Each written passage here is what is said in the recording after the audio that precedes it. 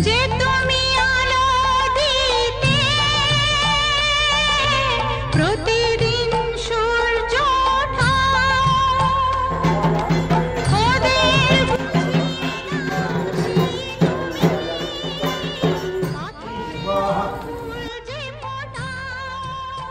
Hello everyone, welcome back to our channel and big welcome to our new another video.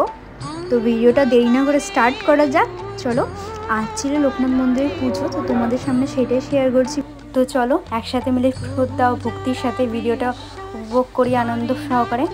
আর আমি 100% sure যে প্রত্যেকেই যারা যারা ভিডিওটা দেখবে একদম মানসিক শান্তি, যাদের মনে অশান্ত হয়ে থাকে তাদের একদম শান্তি অনুভব করবে।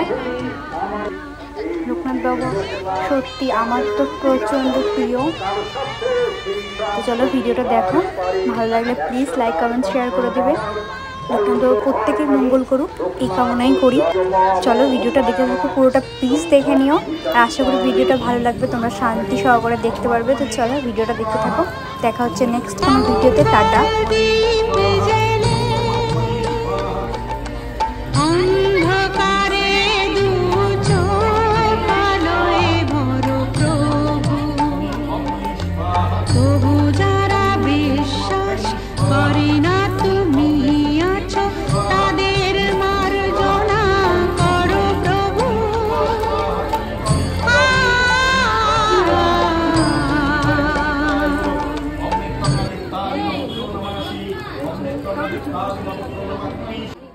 ওইদিকে যজ্ঞ হচ্ছিল, এইদিকে আমরা ফল প্রসাদ নিয়ে কাটতে বসে গেছিলাম।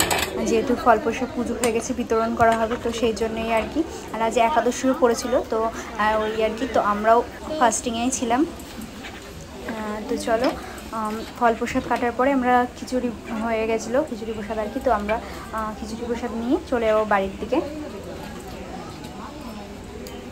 আর অনেকেই আর কি উপোস করেছিলেন, আর অনেকেই ভোগ প্রসাদ দেখতেই পাচ্ছে, ঠাকুরের কত ভোগ প্রসাদ। আর ভীষণ এনজয় করেছি, গিয়ে না গেলে কখনোই শান্তিটা অনুভব করতে পারতাম না বাড়ি থেকে। তো চলো, আর এই দেখো লোকনাথ মন্দিরের পেছনে কি সুন্দর দৃশ্য, অসাধারণ শান্তির পরিবেশ একটা। তো চলো দেখা হচ্ছে নেক্সট কোনো ভিডিওতে। টাটা।